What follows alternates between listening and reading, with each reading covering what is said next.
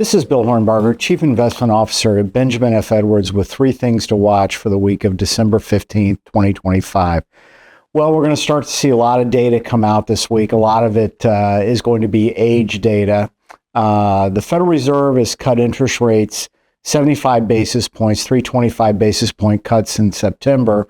Remember, we had the government shutdown, so we weren't getting data. And so we're starting to get some of that data coming in.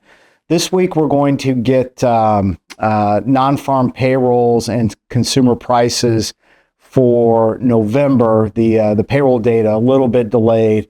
And then we're also going to get the Fed's favored measure of inflation, personal consumption expenditures for the month of October. So again, age data, but hoping that it justifies the rate cuts that we've seen. There was no forecast that I could find for the inflation data, but non-farm payrolls, again, those are coming a couple of weeks, are expected to be a little bit soft, with non-farm payrolls up 50,000 for the month of November. And again, the Fed just watching the data as it comes in. We're also going to have 6 Fed speakers on the tape. Remember, last week the Fed cut rates, so we'll get some thoughts around that. 2 to keep an eye on. One will be on Tuesday. That's Fed Governor Mirren. He's going to be talking specifically on the topic of inflation.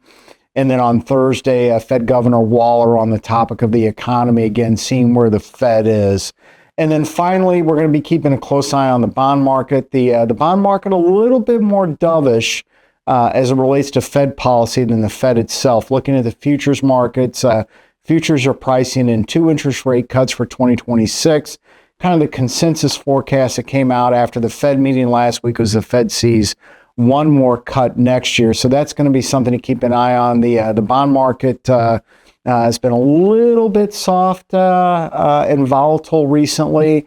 Again, debt and deficits certainly on investors' minds, but we'll keep an eye on the limited liquidity environment as we head into year and as it relates to fixed income and bond yields.